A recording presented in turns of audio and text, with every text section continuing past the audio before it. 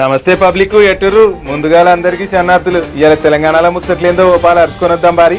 Kaleshwaram project అక్రమాలపై enquiry చేసిన PC Ghosh commission report CM Revanth చేతికి చేరడంతో త్వరలోనే యాక్షన్ సురువు చేస్తాడట సర్కారు. అరెస్టులు జరిగితే లీగల్ ప్రాబ్లం రాకుండా చర్యలు తీసుకుంటుర్రు.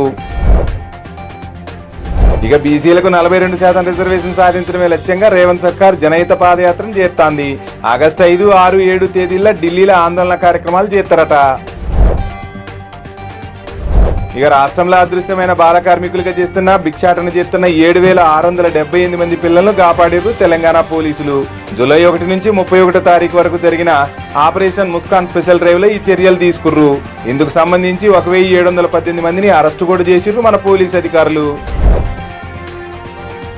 రాజీవ్ గాంధీ రహదారికి ప్రత్యామ్నాయంగా గ్రీన్ ఫీల్డ్ ఎక్స్ప్రెస్ వేను నిర్మించేందుకు రేవంత్ సర్కార్ పక్కా ప్రణాళికలు చేస్తుందో 205 కిలోమీటర్ల మేర కొత్త రహదారిని నిర్మించేందుకు 4,000 కోట్లు ఖర్చు అవుతుందని అంచనా వేసి కేంద్రానికి ప్రతిపాదనలు కూడా పంపిర్రట. పీసీ ఘోష్ కమిషన్ రిపోర్ట్ వచ్చిన నేపథ్యంలో తమ అక్రమాలు బయటపడతాయని భయపడిన కేసీఆర్, కేటీఆర్, హరీశ్లతో మీటింగ్ పెట్టిండట. ఈ ఇష్యూని డైవర్ట్ చేసేందుకు ప్లాన్ చేయాలని చెప్పిండని పార్టీలోనే చర్చ నడుస్తోంది.